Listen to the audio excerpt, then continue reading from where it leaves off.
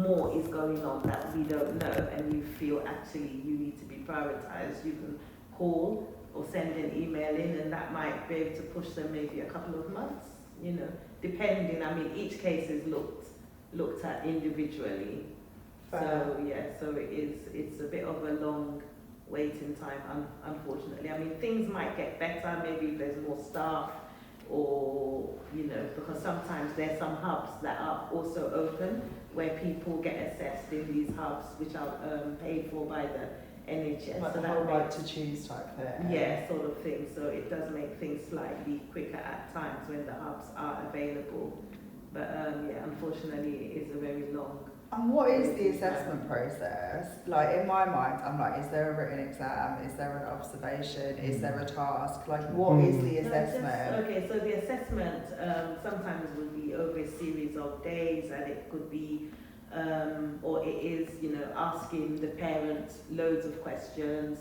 There's sometimes some questionnaires, some tick box exercises as well. I mean, when I mean exercises, I don't mean, you know, like it's a test or something like that, but it's just, you know, it's just the way of, you know, just getting more information from the parents. So it's pretty much straightforward, as in it's not complicated for a parent, because the main thing is you're basically telling the practitioner, you know, about your child. The child also, if they can talk about themselves, is able to talk about themselves, and, you know, is able to answer the question. So based on all the information gathered, then normally they don't always get the decision on the spot, but maybe they'll call them or write to them, you know, maybe a week or so afterwards when everything has been put together, and then they will say whether they have a diagnosis. So it's purely like questionnaires and sort of like interviews Yes, with the parent, guardian and young person.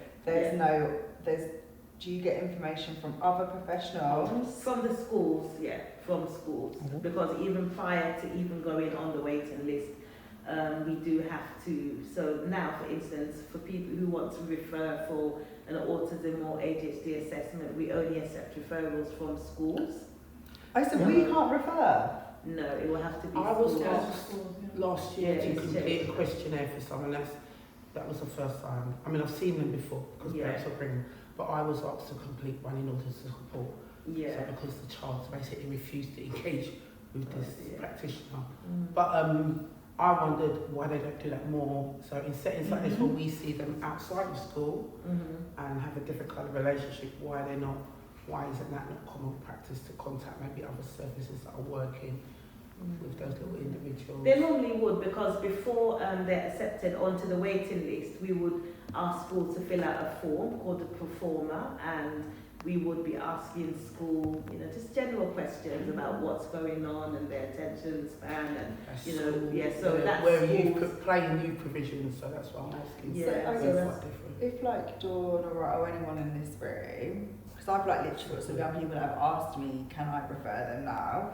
If we referred and we knew where a young person was at school, would CAMS go and then contact that school to get like the real referral, or should we just like not bother? So when you say you, sorry, what is your? We all do youth services, so yeah, playing youth. Okay, so we would look at the referral, but we would also say that the referral needs to be initiated by school. If the young person isn't at school, that's different. But right now, as of I think this came into play probably about a year ago, we like the information to come from school. So even if school don't feel that, you know, they should have a referral, that's nothing to do with them. I know that sounds a bit strange, but parents can approach school.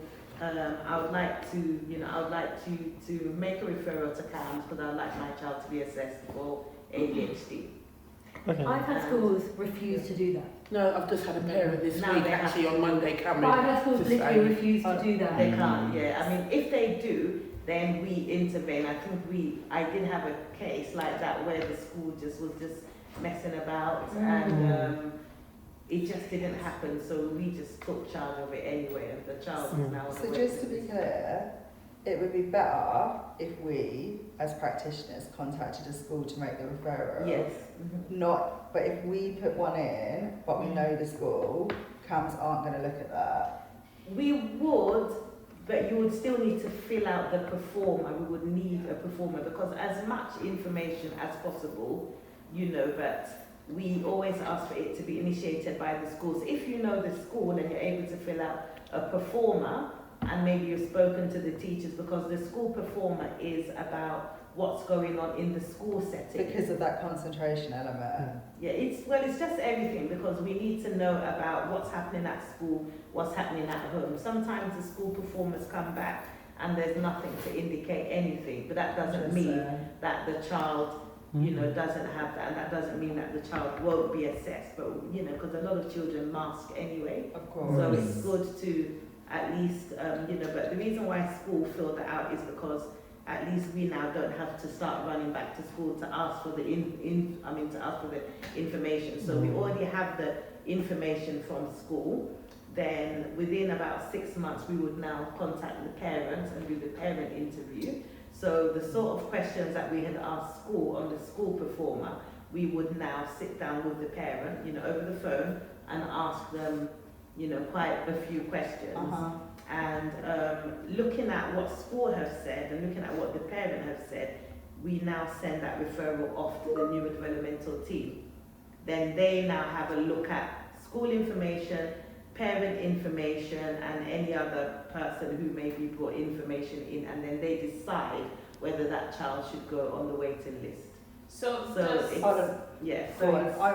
after your question though, we're going to do some it was just quickly, as in so you said that the waiting time, the waiting list is just under 2.5 years. Yeah. But you also just said that it takes 6 months to contact the parents, which means are those 6 months additional to the 2.5 months from the waiting list, or in part? Yeah. So sorry. That's just okay. Because if not, that would be taken to 3.5. Yeah. So I'm so sorry. Okay. So maybe I should have clarified. So the whole process from beginning to end. Yeah. Okay. So for instance, now if I send in a referral on the 1st of January, the 2.5 years, well, it's slightly under, so I'll say let's say the 2 years starts from the time the referral goes in. is made. Okay. Yeah, so that's when the clock starts ticking. The referral going in. To so not that you have to do the cool. But and then for the parent interview, sometimes it takes 6 weeks for us to go down the list and do the parent interview. So, sometimes it takes 6 months, sometimes it's 3 months. But that doesn't make the child disadvantaged in any way, because that clock has started ticking from the 1st of January. So as soon as we get the parent interview done, then the person who does the parent interview takes the information that we got from school as well, puts them both together, and then sends it to the neurodevelopmental team saying, hey, look, this is an assessment request for ADHD. Here's the information from school. Here's the information from the parent. Would you consider this child for an assessment? So that's how it works. So that's why it's a bit of a disadvantage if there's nothing from school, because they will now say, sorry, we need something from school, because we need to just have a bigger picture. And sometimes, when we look at performers, which is the information from school, there's nothing really to indicate really that there's any neurodiversity. But then talking to the parents, because parents know their children, so the most valuable information, to be honest, is from parents. So parents themselves are able to say, listen, my child holds it in together at school, but as soon as they get through the front door, it melts down, it's this, it's that. They're probably masking, they're over trying to hide, so we do listen to the parents. So the fact that school don't feel that there's anything, wrong doesn't mean that they won't be put forward for an assessment. So that's why that parent interview, sometimes the parent interview is about an hour, could be slightly less, but that's the time where the parent has time to basically just say everything. And they're guided, because we will ask questions. So you've got a question. We've got questions. Super. Carol, do you want to ask your questions, either or both? Sorry, I've got loads. But the main one being is, how do we support young women that are waiting for assessment and through the referral process? Because I personally have been on a referral process for my daughter, but I know other young women also feel this way because they show signs differently, and a lot of the assessments for both ADHD and ASD are mainly aimed at young men, because women who have ADHD and ASD present slightly differently to men. How do we support them through that process? Because it's an unfair disadvantage already for them. Do you know what I mean? You know, up until, I don't know how many years ago, but it wasn't that too long ago that we didn't realise that women had ADHD. So the assessments are still ancient. How do we support young women through this? So when you say support them through it, do you mean through the waiting time? And are you talking about young people under 18? Yeah. Yeah, and then that, you know, 16 to 18 age group, it's really hard for them to be able to go through it, speak about it with their parents. How do we support them through that time when actually they're asking a lot of very intimate sort of questions and it doesn't quite make sense for what they're experiencing? So sorry, I'm just trying to get I think, do you mean how do you support them when they're waiting, or how do you support them to ask for the assessment? I think she means both, because obviously we're in like open access youth clubs, so we might spend a lot of time with these young people, especially Carol and I, like we run like girls groups, and we know that with young men, people often think about them bouncing off the walls like physical energy, whereas with women, it can often be like, well, because it is neurodiversity of the mind, it can often be how their mind feels. So sometimes they can almost feel like gaslit during the process by the questions that are being asked. And also 2.5 years is an incredibly long time for a young person because they grow and change so much. So like literally, what can we be doing with them? Where can we signpost them? What activity, like what can we do to contain that? Yeah, so I would say just to basically let them know that there's nothing wrong with, I mean, as in people do have ADHD, people are neurodiverse, everybody is different, so it's nothing to be ashamed about or to be sad or angry about. And the main thing is to allow them just to talk about how they're feeling, to let them understand that every single person is very, very different. People present differently. And also there are quite a lot of support groups, online groups maybe with, you know, for people maybe who are waiting for a diagnosis. I'm probably going to have to look at the groups that CAMS would normally recommend, but these groups are normally for when people are on a waiting list. They're not really for people who are not on a waiting list. So they are, I think there's 1 or 2 groups. I think there's a group run by the Brandon Centre. That's brilliant. On waiting, yeah, but I need to get the information. Is it for young people? Because Yes, when I was like looking to put this together, the majority of the things that I found in terms of support groups were parenting groups, and I've really struggled to see what else we could give young people. And I also just like, I know the young people Carol works with and the age of some of them, there's absolutely no way they're going to go on an online support group for ADHD. They just won't. I'll be interested in Brandon's quite, for me personally, because I've heard the Tavistock and Brandon, and Brandon, I like the methods that they use and how they work. So I'd be interested to know if they do young people. Not when there is. They've got looking at it. It's all parents. It's all parents. So yeah, that's Brandon Centre do have a parenting programme, and I was hoping someone would be here Yeah, to that's say for that she would parents. make it. But I've really struggled to find anything for young people. Definitely not. I have a question though. Jasmine's got one, and then, or Cal, you got another one? yeah, so it is hard, and unfortunately there are quite a lot of gaps in terms of how do we support young people. I think the main thing, especially if they're at school and they are struggling, is for them maybe to let school know that they are on a waiting list, so school's able to at least support and put those measures in. I mean, and it depends on just how sympathetic the school is and how good a talker that the parent is in. I mean, sorry, how good a talker that the parent is. You know, because some people should treat them.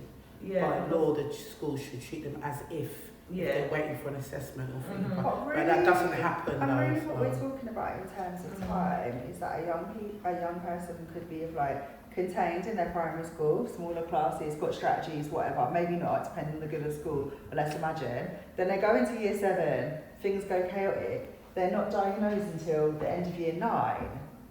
That's crazy. That's like so difficult for that young person to go through 3 years of secondary school like that. Yeah, it is. Jasmine. During that time, there's a lot of anxiety that young women face. You know, a lot of young women overthink, especially with ADHD, they overthink things, and it becomes more, it's presented more as anxiety. So when it comes to their time to actually get the assessment, a lot of young people are diagnosed with just anxiety rather than it being ADHD. This is something that we've seen time and time again of the young women that we work with. Oh, you've just got anxiety and depression. But the signs when they first were put through for assessment are very different now, because they've built up so much anxiety on top of the conditions they have underlying, and they just get this misdiagnosed and told to just try their best to get on with their anxiety and do a bit of CBT. It doesn't. I'm just frustrated with the system of parts. Yeah, I mean, I totally do agree that sometimes things like that happen. But whilst a young person is waiting, they could maybe ask for a referral to maybe Bernardo's, who will work with anxiety. You know, but Bernardo's will do a 6 weeks. You know, they will do a 6-session, you know, meeting with the young child, and the child could talk about, you know, how they're feeling. So it's like basically a counselling sort of space for the child to So do talk. you think that therapeutic interventions are helpful while they're waiting for their diagnosis? Would you recommend that?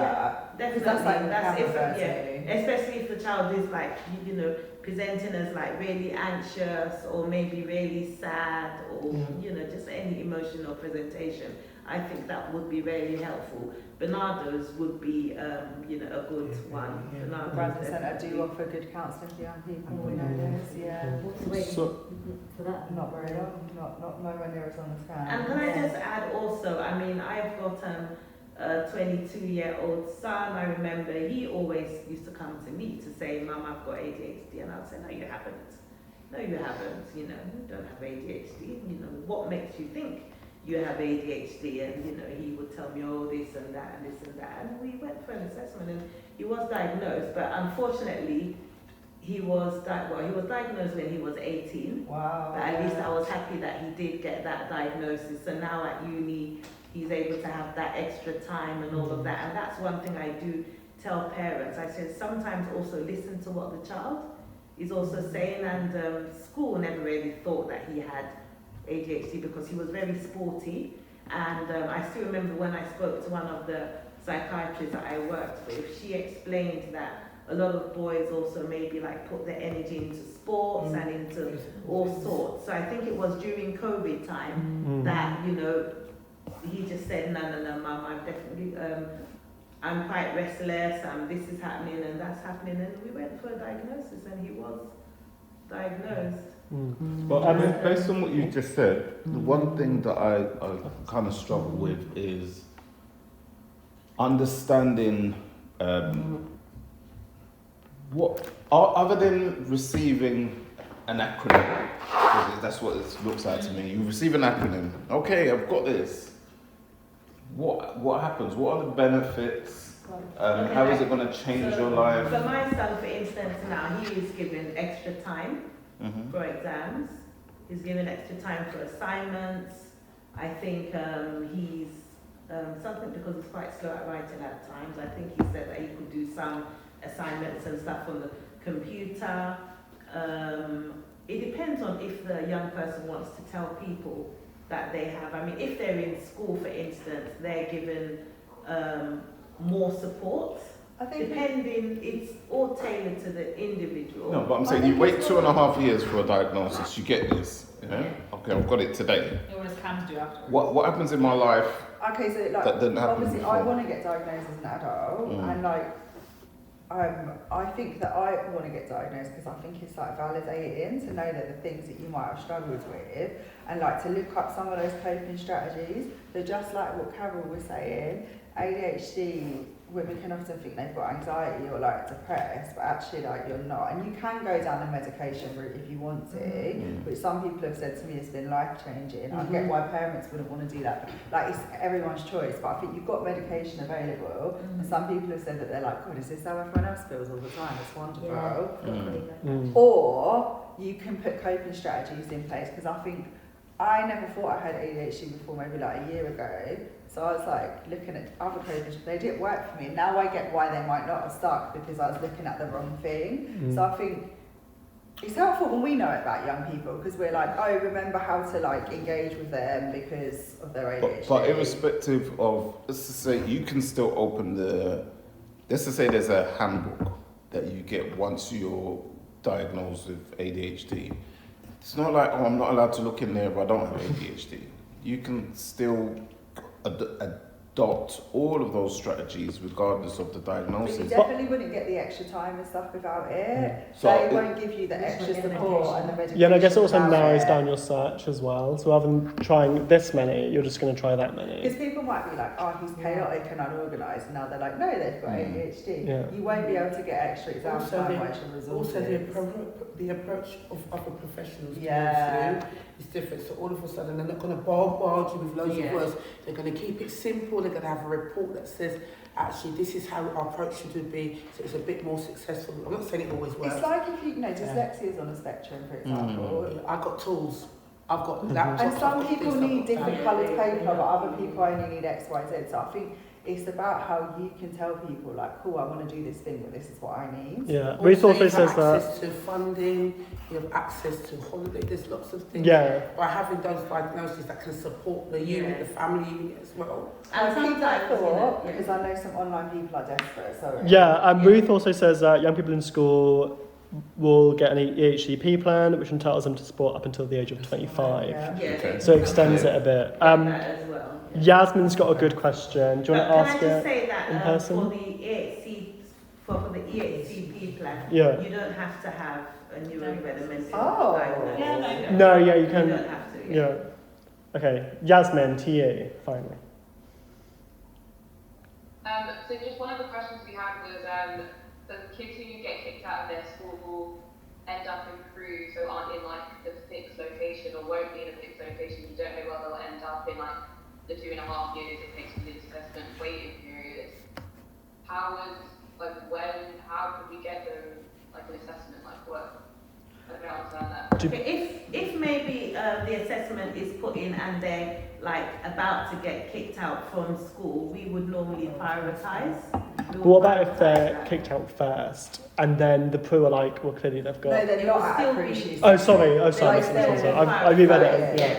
I think the young person will still be prioritised just so that more support could be put in place for So them. if there's a young when they- person who's not in school and we know that about them, they've been excluded, they haven't been given a place anywhere else, that would be an appropriate time for a youth worker to do a referral and they'd be prioritised. Are they on a waiting list already?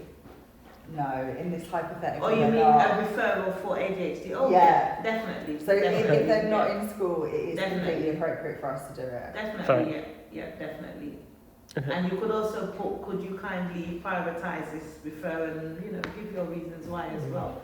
And when it comes to the parent interview, I mean, they'll probably contact the parents or just just anybody who's in touch with that child, then that's that person's day in court. That's your day to basically say everything and to say, actually, apart from this, we need some emotional support as well and everything. And sometimes we would say, okay, we would refer to Bernardo's or to the central therapy team or to early help. So we would help just put in as much support as we Okay, can. so once they're on the clock, the countdown, CAMS might signpost for support as well, so we're not. No, even if they're not on the, Okay. even if they're not on a waiting list, the moment that referral comes in, we look at everything.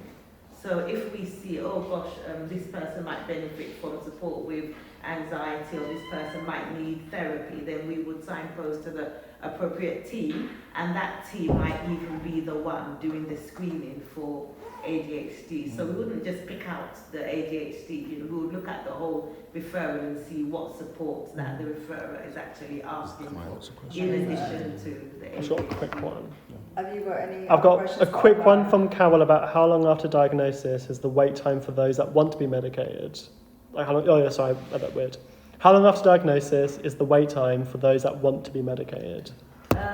Okay, so after diagnosis, they're sent, the parents attend a couple of sessions, there's what they call post-diagnostic webinars, and there's also a video on medication as well. So parents watch it, and if the parent feels actually my child needs medication, then they contact CAMS or by then they're probably still under cancer because they've just been diagnosed, and then they speak to the psychiatrist, then they'll be seen, and the psychiatrist now meets with the family and takes things from there. If it's somebody who's already been diagnosed maybe a year ago or 6 months ago or whatever, and they want to have medication, we would first ask, have you watched the videos? And if they haven't, or if they've not, or if they've forgotten, we would send them the videos. Because some people, after watching the videos, it's a big no. They'll say, actually, nah, I don't think this is for me. And some people would say, definitely, I've watched the videos and I think this is what my child needs. And then they now go on a waiting list for psychiatry. Okay, because we've had a unit closed down of late, so we have more staff. So maybe 2 months, 6 weeks before they're Sorry, found. you made me think of 2 questions then, which was, is the diagnosis, but I'll give both of them.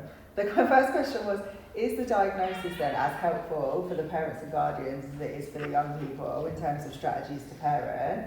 And secondly, as a rough estimate, when young people are going through this assessment, how many parents realise that they have too got ADHD? Because isn't it like hereditary?